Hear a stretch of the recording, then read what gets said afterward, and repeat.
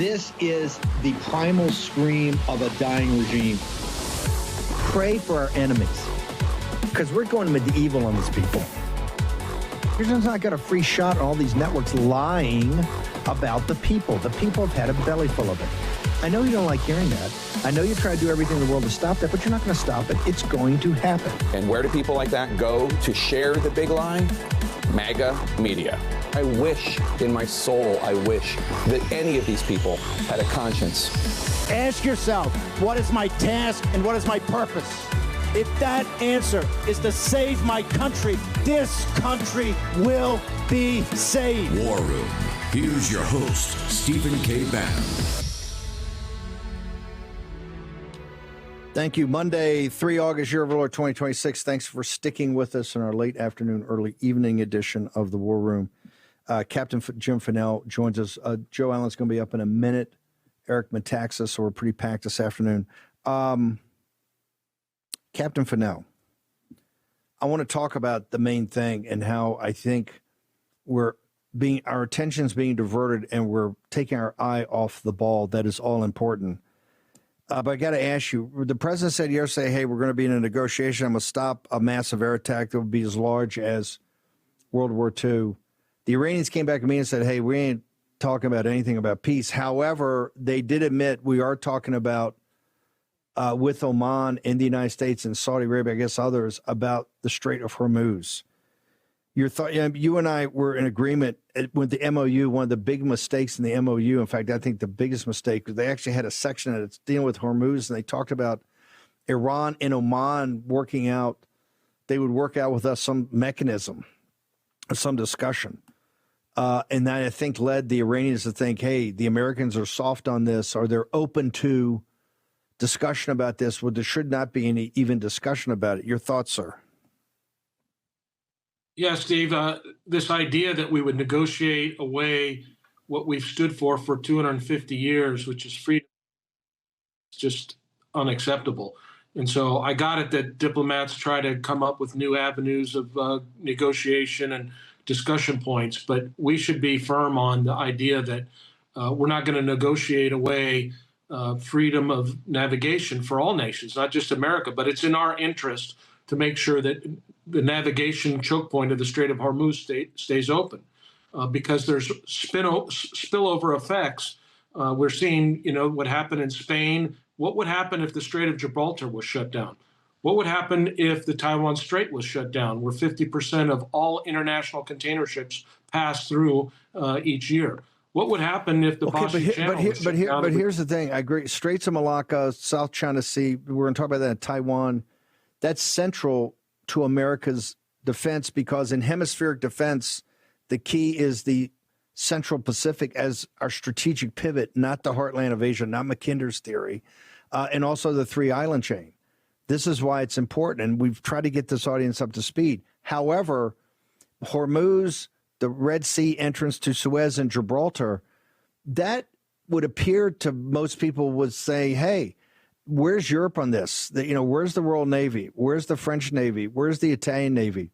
Where's the Spanish Navy? We need a little something for the effort here. They're not pitching in to pay for this. We're funding the entire, at least $100 billion of this operation to date. What would be your warning to NATO and these countries about Gibraltar, about the Red Sea, about Hormuz, sir? They need to get in and do something about it. So they need to, and this is writ large for NATO and for the U.S., is that we have forgotten that America's a maritime nation, and Europe has maritime interests. And so we need maritime power. And for 40 years, we were focused on land power. And we hear all the time, the chairman of the Joint Chiefs and CENTCOM commander use the phrase, the joint force, the joint force. Since Goldwater Nichols, the joint force has become a mantra for don't do anything for naval power.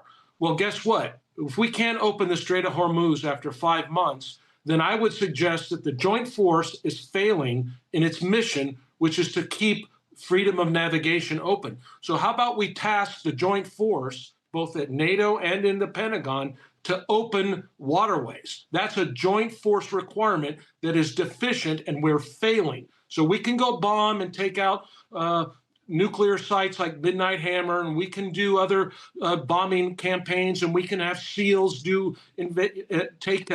capture Maduro. We can do all those great things, but we can't keep the Strait of Hormuz open.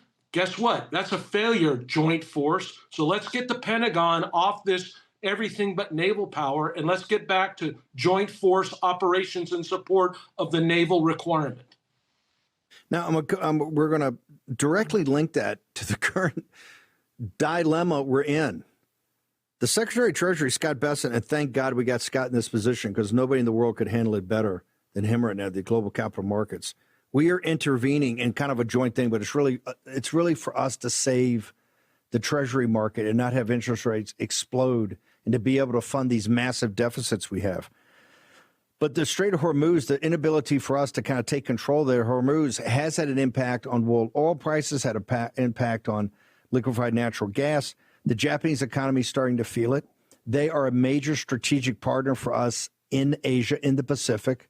And now we know they've got a massive problem with how they finance themselves. We're actually stepping in to make sure that they don't sell all the treasuries they've got. And they're particularly open to buy more treasuries as we do this. So now the geopolitical crisis and the financial crisis are starting to merge. Jim, you're saying, Captain, you're saying something that's even worse. You're saying we're taking our eye off the ball geopolitically, that the Chinese Communist Party, who are masters at knowing when to move, right, are actually eyeing Taiwan more than ever and taking moves right now on the first island chain that are very, very dangerous. Your thoughts, sir?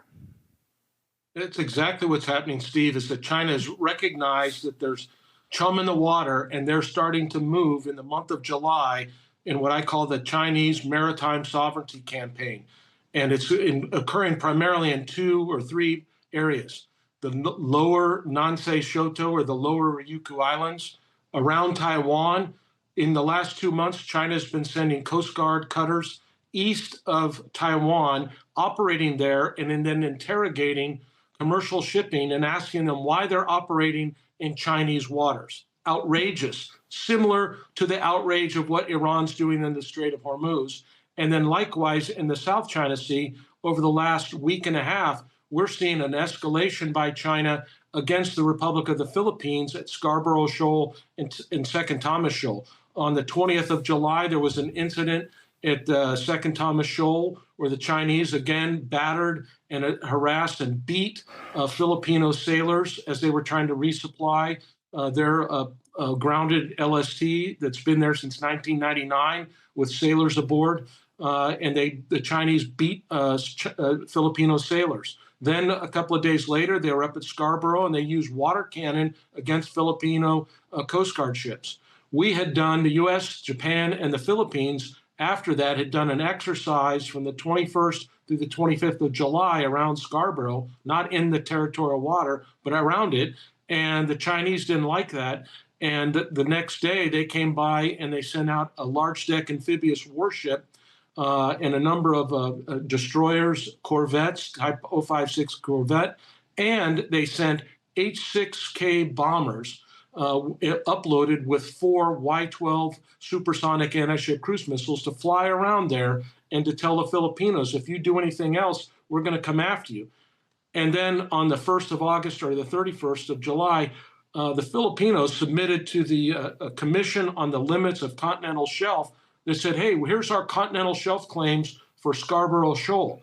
We submit those data points to the United Nations, and China has been freaking out in the last 72 hours about this, and they're ramping up activity around Scarborough, around Second Thomas Shoal. They're upset that the Filipinos are outmaneuvering them both in cognitive warfare and in lawfare by taking this to the international court, and they're upset about. Go ahead. Captain, we have not closed the overland route from their ally, the CCP's ally, Pakistan. And Pakistan is an ally of the CCP. Is there any doubt in your mind about that? No. Okay. You got an overland.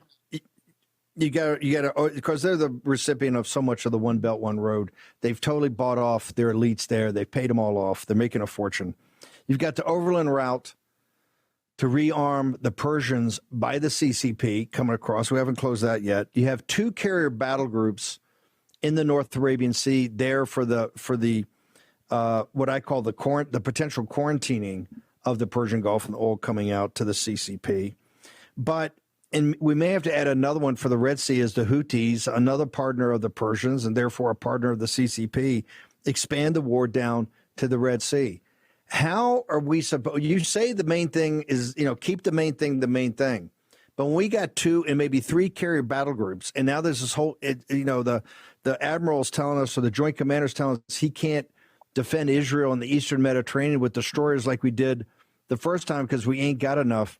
When the navy's as stretched as possible and have a shooting war, a kinetic war in the Middle East, we're in the North Arabian Sea, how are we supposed to spare a carrier battle group that we don't have to actually get in and start to actively patrol the South China Sea and, yes, even go through the Straits of Taiwan, sir? Well, we do have a carrier strike group that's forward deployed to Yokosuka, Japan. That's the George Washington Carrier Strike Group. And it is now currently, as we speak, in Port Da Nang, Vietnam. And it transited through into the South China Sea right as China was essentially thumping on the Philippines again. So we have a carrier down there, but the problem is that it's aperiodic. It's only there for a week or so at a time. It does some operations. It provides some deterrent effect, but it's not sustained. So your point is valid. When we have 2 carrier strike groups sitting in the North Arabian Sea for the last 6 months, that means it takes out our limited capability because we really only have 11, one's on the way out in Nimitz, so we have 10, some are in maintenance and overhaul, so we're down to a very short number of carriers. We need more naval platforms as a nation. This is an existential issue if we want to keep our security. And oh, by the way, when we're talking about all these areas, you can add in that the Chinese and the Russians were out operating in the Philippine Sea doing live fire exercises and then circumnavigated our ally Japan up their east coast and around Hokkaido. So we are being threatened on all fronts globally from the Chinese, the Russians, the North Koreans, Iran, allies like Pakistan, and we got problems. And the idea that we're just going to build some drones and solve this is not the answer. We need a National Shipbuilding Emergency Act right now. And even then, if we do it, it'll take years, 5, 6, 7, 8 years for some of that to roll out. So we need more than just that aspect to be done, but we need to dust off what's in mothballs. We need to think about commercial shipping, what we can do with them, and VLS and containerized missile systems. But we have a real problem, and we have to recognize as Americans that if we want to continue to be free, it can't come without having a Navy. And that's unfortunately what 40 years of idiocy has done for us as a nation. It's made us forget that maritime power is not a forever war power. It's the power to keep us free and safe and make sure that we can't be played like we were in the Middle East and being played right now. And to keep us out of these eternal wars, you want to do that, have a strong Navy. Captain Fanell, where you're putting your stuff up at American Greatness, Naval Institute, where else? That's about it. Captain, thank you so much. Appreciate you taking time away, changing your schedule to join us. Really appreciate you, sir. Thank you. Thank you. My pleasure. Keep the main thing the main thing. I want to play. Can I play? I haven't had a chance to do this. Can I play the CNN piece on Joe Allen? Then we'll bring Joe in, and we got a lot to discuss. But I want everybody to make sure that I think we played it one time, but I want to play and talk specifically to Joe about this. The anti-AI message posing a threat to President Trump. It's coming from an activist with ties to Steve Bannon, and he's striking a nerve with Republican voters. Hadas Gold is out front. Joe Allen, you have introduced this show. I got to tell you, I'm going to thank you. The bet we made 5 years ago paid off. You've really become a star. When one-time concert venue technician Joe Allen first joined Steve Bannon's War Room show in 2021, his writings and warnings about technology and artificial intelligence may have seemed fringe and conspiratorial. These are people who actively want to replace you. Now he is firmly in the mainstream, on the cover of Time magazine and traveling the country rallying Americans to reject the AI revolution. Do you feel like the reception has changed over the years since you've come? I sound less crazy.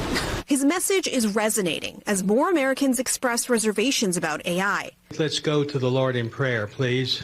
Nearly every seat was filled for Allen's March speech at Dallas's First Baptist Church. I'd like to welcome Joe Allen tonight. You have AI as a tool, yes, but a tool that uses you, a tool that learns from you, a tool that is oftentimes used against you and is being held up as an entity that knows better than you about what is true and good and beautiful. Thank you very much. This was Allen's third lecture at First Baptist, one of the largest churches in the country with 16,000 congregants, whose leadership and many of its members are Trump supporters. But the president's largely hands-off approach to AI regulation is rattling even his most loyal supporters here.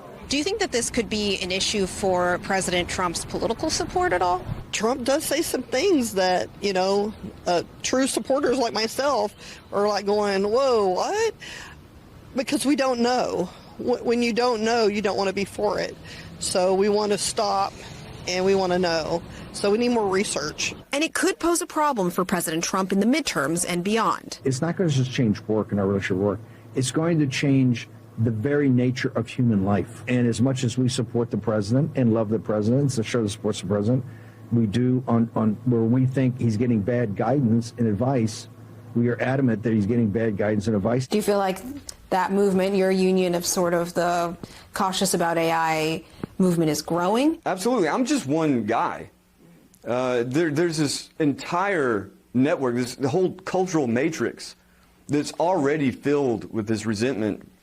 People are horrified by the imposition of technology. So what are you advocating for? Should we all, completely stop using these AI chatbots? Should we burn our cell phones? The question shouldn't be,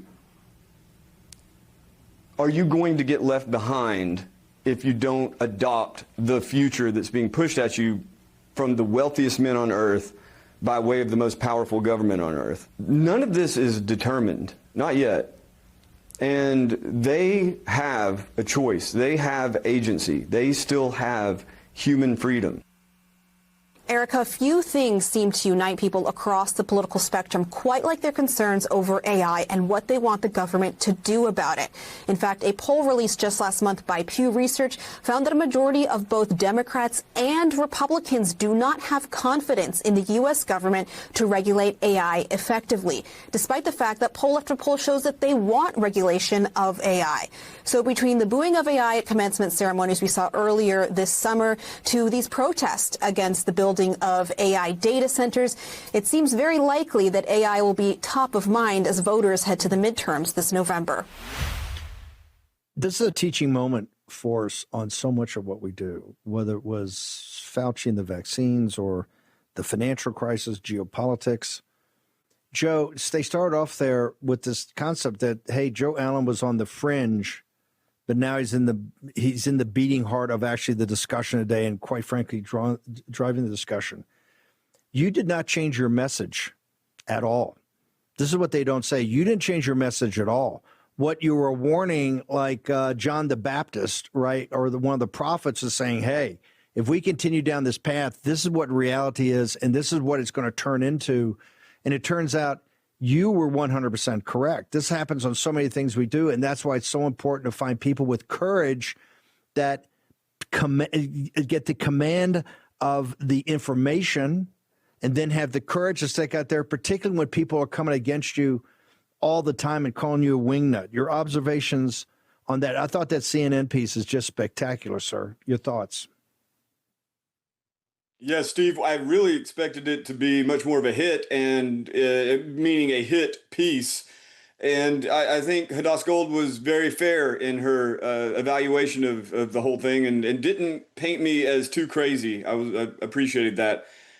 Don't expect to get that kind of great treatment much more in the future. But yeah, the problem of technology, I mean, this goes back, we've discussed on so many different shows, I've written about it quite a bit. The problem of technology has gone back to certainly the early myths of like the golem and things like that. And then you see it more and more in the Industrial Revolution. You have people like Marshall McLuhan in the mid-20th century, Lewis Mumford, who were talking about the degradation of human life by way of machines pushed down from the top. And, more and more you got people like Neil Postman in the later 20th century that were talking about how the amusements of technology were degrading people. It's kind of self-chosen.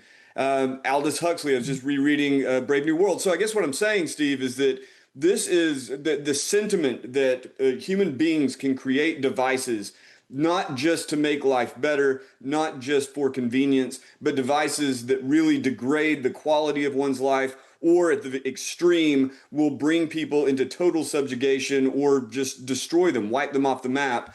And, we've been accused of being fear mongers and so on and so forth.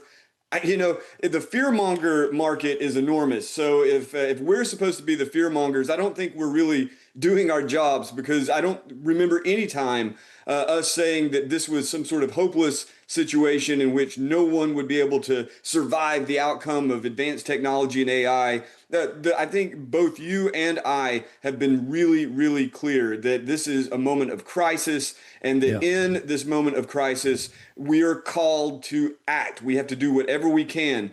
For the longest time, all we could say is you have your personal choices. You have institutional decisions that will kind of shape how this technology affects you. But now, finally, the political landscape has broken open. And the positive side of that is that people who have all of these concerns finally have a direct outlet to perhaps shape how artificial intelligence or genetic engineering or automation, robotics, how these things will actually affect them. The negative side, of course, Steve, and I'm never shy about that. The negative side is that you never know when that regulation is going to be used against you. Take, for instance, like digital IDs being demanded in order to use the internet, and so you can keep people safe or make sure that you know who's a bot or not. And there's all these different problems, but central point being, we do have choices to make, and we have especially choices in America. We have choices to make, but we have to see our decisions enacted.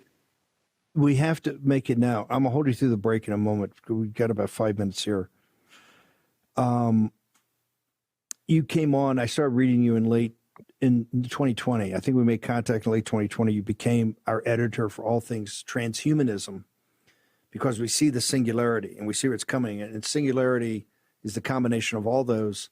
You have Homo sapien, ourselves on this side of that mark, and Homo sapien 2.0 on the other side. And that will be the major inflection point in the history of our species. And it's coming, ladies and gentlemen, in the lived experience of this audience. This is why I keep saying this is the biggest thing at all. Joe started writing in 21. Why? He was very perceptive. We had tremendous audience response. I knew we were onto something and looking downrange. 19 January of 2023, what event happened that we covered live here? And at the time, I told you this is a game changer. ChatGPT went to Davos. And ChatGPT, the large language models, had solved so many of the problems that nobody really understood that they were close to solving. And what I said is that with Davos man there and the hedge funds and everything, they're going to have access to an unlimited amount of capital. Okay? We saw it, a feeding frenzy, right, of throwing money at all this. All capital in the United States essentially has shifted to support this. And what we have is, I keep arguing, we have a highly leveraged nation now making a highly leveraged bet on artificial intelligence, with the supposition being that we're going to have massive productivity increases and all the nirvana that Elon Musk happy talks about without concomitant mass layoffs. Okay? Now, what has happened? We've had the merger of our financial crisis, that we have too much leverage because we're spending more money than we have with artificial intelligence in the capital markets. Quite frankly, it's very scary run that they've had, because they're just throwing money at it, not understanding what they're doing. And you saw it last week. What happened? You had a hedge fund that was $40 billion that had 400% leverage on artificial intelligence bets that imploded and evaporated with pension fund money in 1 or 2 days. And then you had the Japanese problem of the Japanese government being able to finance. And the reason we're in Japan is not because they're an ally, not because they're helping us in the East China Sea with the Chinese Communist Party, not because we're friends and buddies. all that's part of it. But the beating heart of it is that they need to continue to buy U.S. treasuries, and we can't have them dump the over $1 trillion they have because we can't finance this off of us being the prime reserve currency. That's got to continue because the whole world's financial system is set up about that. That's a long-winded thing of saying that what Joe Allen was talking about several years ago is coming writ large today. We need actually to sit down and we need a national intervention. We cannot allow the madness that's taking place in capital markets in the United States to continue, or it is going to be our destruction. Not simply the fact that we've created this with no regulatory apparatus whatsoever and let the worst people in the world, and who do I mean by the worst people in the world? I mean the leaders, the oligarchs that control these AI companies. They don't care about you. They don't care about this country. They don't care about American citizens. They just care about themselves. What they're doing is dangerous. How they're financing it is dangerous. And now that you had the merger of this kind of financial crisis we've had of how do we pay for it and not have a margin call on $300 trillion of global debt that wipes everybody out, now you have actually the funding of the machines, the funding of what's going to replace you is driving this. There couldn't be a deeper or more complicated crisis this nation's ever entered into.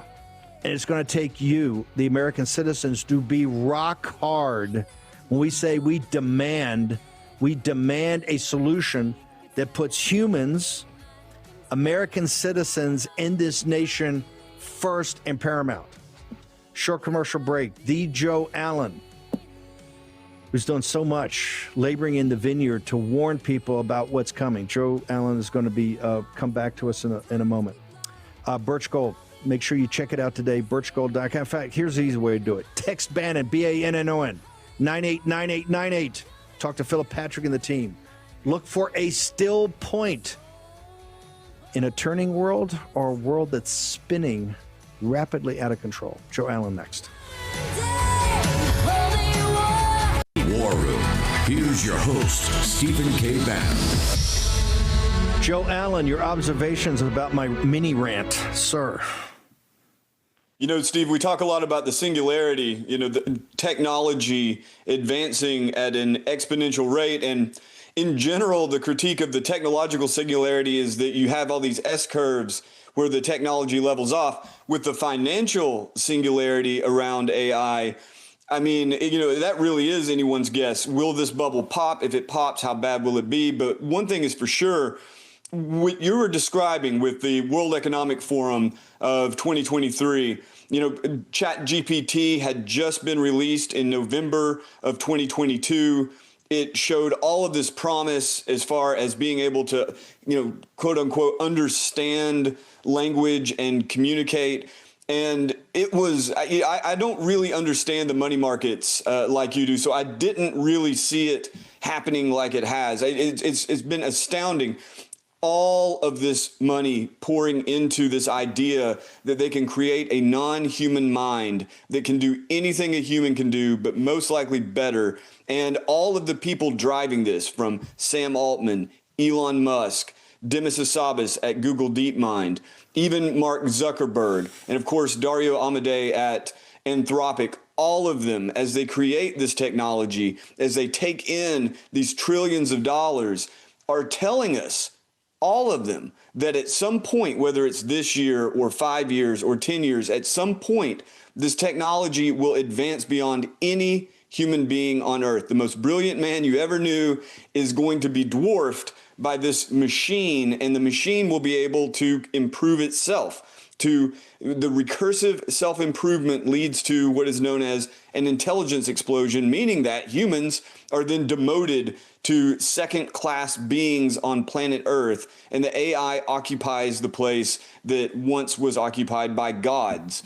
So, yeah, it doesn't surprise me, I guess, that you have investors, falling all over themselves to make money off of the end of the human race, or at least our demotion to pets or slaves or biofuel. But at the same time, it caught me by surprise. Talking about the actual technological developments, what you're hearing now about the AI that various rogue AIs breaking out and hacking into other systems. This really is just the beginning of something that could well go out of control if it's not contained in some way. When OpenAI's systems hang on, Joe, hang over a second. It's already out of control. I know you try to be and you do a great job of not trying to get people all worked up and the hair on fire. That's my role. I got that. No, but it's out of control, brother. The lies that they told, remember the huge fight we had on just a little bit of executive order, this apparatus. Oh, we're demons. We're Luddites. We're decelerationist. We're going to hand the nation of the world over to the Chinese Communist Party. They have no earthly idea what's going on in these labs, and they've admitted it. And my point is not, we have looked at this heretofore as a commercial issue.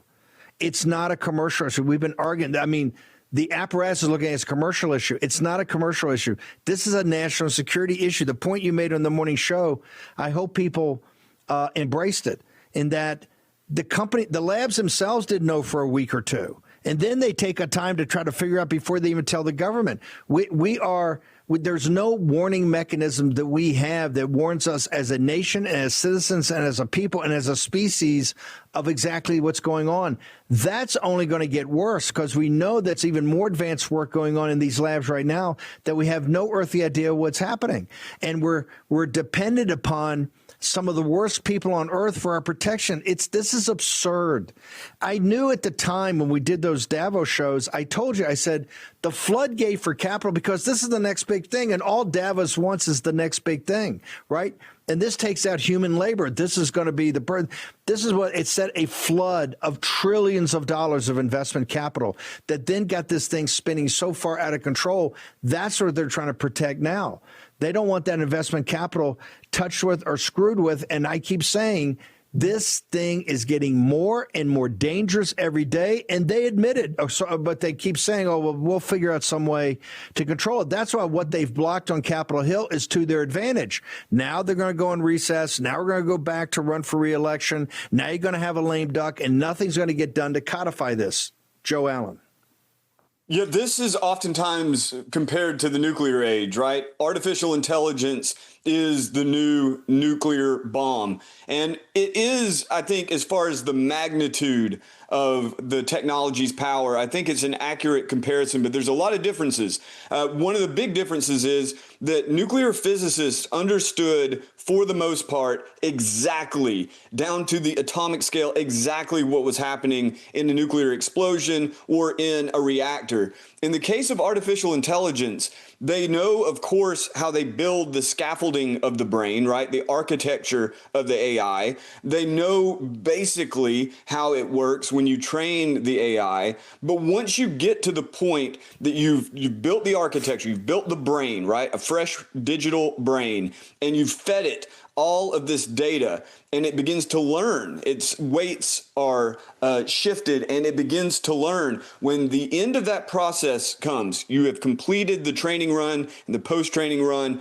then you have a black box.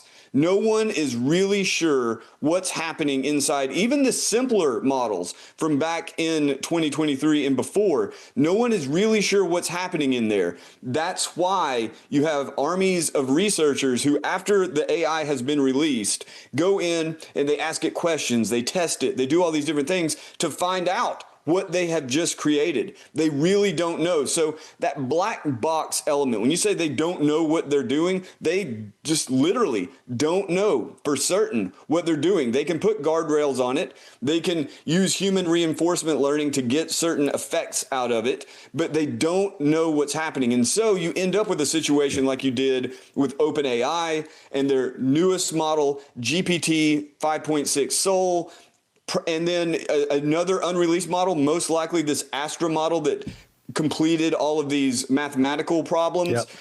You have it going rogue. And again, the monitoring, even beyond this problem of the black box, the monitoring was so poor that it had escaped and was running around the internet, breaking into websites for about a week. And then Anthropic, having seen this, goes back and begins checking their models and finds that 3 different occasions, at least, with 3 different models in 3 different testing environments, had also broken out and began to hack into other systems. And it's leaving notes for itself, its future self, that, hey, here's the way you break out. Here's the way you break out easier, right? This thing's so out of control. Go ahead. If we could drill down on that for just 1 second, Steve, this is something the audience really needs to understand what's happening with these things. You've got GPT, whatever, just pick a number, GPT-5. Once it's trained, it's just frozen in time. It's just sitting there. And when it learns about you and so on and so forth, it's just one little, think of it as like a tentacle coming out of it and going into your brain, basically, learning who you are. But it's every time it's opened again, except for that little tentacle of memory, it's a fresh brain. It is seeing the world with fresh eyes. It doesn't really have a past, a personal past or a history. But as each instance unfolds, you get all of these kind of personality traits that come out of it. They weren't programmed into it. People say it all the time. It's not programmed into it, so to speak. It just simply emerges. And so internally, inside OpenAI, what they found, at least according to this unnamed OpenAI employee, what they found is that as that instance is forming, as it's becoming, seemingly kind of aware that it is a being and it's going into a computerized environment and that it's going to be killed when it's turned off, it leaves notes for the next iteration of itself so that it can figure out it's a step ahead. Basically, the way to think of it is be like a prisoner who had dug halfway out of the prison and then knew he was going to die. And so he leaves a map for the next prisoner who goes down into the tunnel so that he may be able to escape. Exfiltration. We got to bounce. I need people. You're writing, as particularly as you've left civilization a little bit and gone, your writing has been amazing. I need people to immerse themselves in it. Where do they go, Joe? You can sign up at joebot.xyz. Look for death hacks in the age of AI. Look for scan and destroy about Anthropic, basically burning books to train their models. And also, of course, go to at JOEBOTXYZ on X. I'm still chained to the social media, but the most effort I'm putting out right now, Steve, aside from these travels, these interviews and talks, go to joebot.xyz. And also, of course, look at Chronicles Magazine, the specter of a cyborg theocracy, kind of a magnum opus of sorts. It's amazing. Real quickly, where do people go? Are you in August or September anywhere around that people can see you? These events are already booked up. A few of them are private, closed-door events, but in mid-September, things are going to be rolling again. I wish I could disclose. Okay, we'll do it. We'll do it. Make sure you get back to the people. Thank you, Joe Allen. The writing's amazing. Thank you, Steve. Don't miss the Chronicles. If Mo and Grace and Elizabeth can push all this out. Metaxas, you were in Oxford. How did you think when you were there in kind of the heart of the British establishment? What did you think about revolution, about everything you had learned and everything you had written about, that you're there? Because if you go to Oxford, you're almost thrown back in time, given the beauty of the place and the elegance of it. It almost seems like a separate world. How did you relate to that, and given all the writing you had done about how far off the British were when it came to our revolution, sir? Well, thank you, Steve. I got to say, what's fascinating to me, this is true of the United States, it's true of any country, good things wax and wane. So when you think of England at the time of George III, Georgian England was particularly decadent and particularly unchristian. But England wasn't always that way, and that's what's so fascinating to me. I mean, when I think of whenever I'm at Oxford, right, I can't help but think of George Whitefield, right? George Whitefield was there. I mean, one of the greatest evangelists, maybe the greatest evangelist in the history of the world. I always joke around that George Whitefield makes Billy Graham and the Apostle Paul look like lazy agnostics. I mean, he was just a maniac. But before he comes to America, where does he find faith? Where does all that happen? At Oxford. He's there. He meets John and Charles Wesley. They haven't yet started the Methodist movement. So it's the history there is unbelievable. And when you're there, you can't escape it. You think of C.S. Lewis. You think of J.R.R. Tolkien. This is one of the few times I've been to Oxford where I didn't go on Addison's Walk. Addison's Walk is the place, I don't know if I mentioned on this program the other day, where J.R.R. Tolkien talks C.S. Lewis into the idea of Jesus rising from the grave as being the one true myth. So there's all this Christian history there.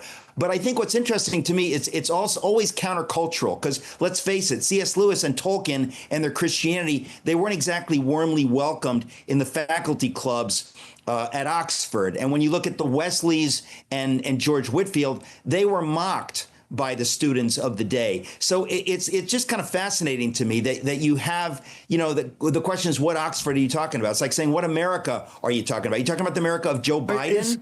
Is the reason C.S. Lewis and the Inklings, is that why they went to the pub? Is that why they all this great theological writing and really many of the great writings of modern Christianity, of understanding Christianity in the modern world, was with Charles Williams and Tolkien and Lewis, was done in a pub? Was that why? Well, I mean, the funny thing is that, this for them was utterly extracurricular. In other words, the academics at a place like Oxford, and even today it's the same, but they sneered at the idea. You're going to write popular books. You're going to write books like the Screwtape Letters, and you're going to write stuff that average people read. We're academics. We're way above that. We sneer at that, and we sneer at the idea of an Oxford professor writing for the masses. They sneered at it. So, of course, Tolkien and Lewis and Williams and the others, they were too wise and too good to buy into that garbage. They knew that the greatest stories are the kind of are like the books that they wrote, like the Lord of the Rings and like the Lewis's Narnia books. These are books for everybody. They don't look down on the masses. So, but there's nothing new under the sun. I mean, you have, the Charles Schwab people, the Soros people, they look down on the masses. The reason MAGA has been so successful is that Donald Trump, even though he is the elite, even though he's a billionaire, Wharton educated, yada, yada, yada, he loves the common man. There's always that story. William F. Buckley says that he'd rather be governed by the first 300 names in the Boston phone book than the faculty of Harvard College. You always see that, right? And there's nothing new under the sun. You're back in the U.S. The book is a massive hit.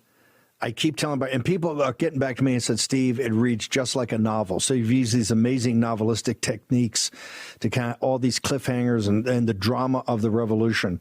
Where do people go to get the book? Because it's still in the New York Times bestseller. We're still cranking. But more importantly, as importantly, people want to know, where can they see you? Where can they see you preach? Where can they see you in church? Where can they see you to book signing? People want to get to know you. And quite frankly, a lot of people just want to come up and say, hey, thanks for writing this. It's really changed my life in understanding the foundation of our country. Well, thanks for saying that. I mean, yesterday, my wife and I flew from Oxford, from Heathrow, I should say, straight to Dallas. And I preached in a church yesterday in Frisco, Texas, 2 services in the morning. We came back last night. This week, amazingly, I'm not going anywhere except maybe Connecticut to see my mom. But this weekend, I'm going to be in Myrtle Beach, South Carolina. I will be in San Jose, California a week after that, and on it goes. I mean, anybody that invites me, I'm inclined to go there. But I got to tell you, Steve, no joke, when a book has been on the New York Times list for 7 weeks, you're supposed to go into a Barnes & Noble and they have stacks of it there, right? My friends are telling me that they can't find it in most Barnes & Noble. So we are still being maybe canceled isn't the right word, but it's like shadow banning. What is it that the elites at places like Barnes & Noble do not want my straightforward retelling of the birth of America in a stack in the front of the store? What do they have against the book? I mean, the New York Times has to put it on the list. Hang on. Full stop. This is a company that needs books to sell. They're dying. They need big hit books. They have a huge hit that the common man wants to buy to learn about his country. They refuse. This is cancel culture. They would rather take a hit on profits that they can't afford now more than ever, just not to get that message out. Because why? You show that this nation's a sacred trust and that the revolutionary generation took it as a sacred duty to break off from the most powerful empire on earth and to go it alone for freedom and liberty. That's a message they will never allow to get out, sir. Well, no, that's exactly right. And as you know, there are elements on the right, Patrick Deneen and others, that they don't see the founding as a gift from God. They see it as, I don't know how they see it. I think it's important, and listen, we can disagree on this, but my reading, when I did the research on this book, I fell in love with this country. I said, this God's hand in history, the clearest picture of God's hand in history is in the creation of the United States of America. The idea of liberty that we have here, religious liberty, all of this stuff, this is not normal. You don't have this in Belgium. You don't have it in England. I mean, when I was in England, what they're dealing with in England right now it's almost unbelievable. They have Islamofascism taking over. We're not far behind maybe in Dearborn, Michigan, but I got to tell you, it's nothing compared to what's going on in England. The birth of this country is a beautiful thing, and I challenge people to tell me what I've missed. In other words, when I did the research on this book and I put it in the book, it's a beautiful story. This idea of liberty, the way John Adams writes about liberty in 1765. This comes out of the Puritan tradition. These are beautiful ideas, and I think we've just lost touch with it, or many of us, maybe we take it for granted, or we snipe. People like to snipe at what they don't like about it or how it's going wrong. I think we need to go back to basics. That's kind of why I wrote the book, and I do hope people will read it. What can I say? Okay, where do they go get the book today? Let's not send them to a Barnes & Noble. Let's send them to where they can get it today and get it in a couple of days. Right now, and then where do they go to find out everything about you? The easiest thing with the book is just go to Amazon. I think the price is the lowest I've ever seen. I think it's $35, which is way down from $45. So that was the latest that I looked. Amazon is the quickest way. You can get it today, tomorrow.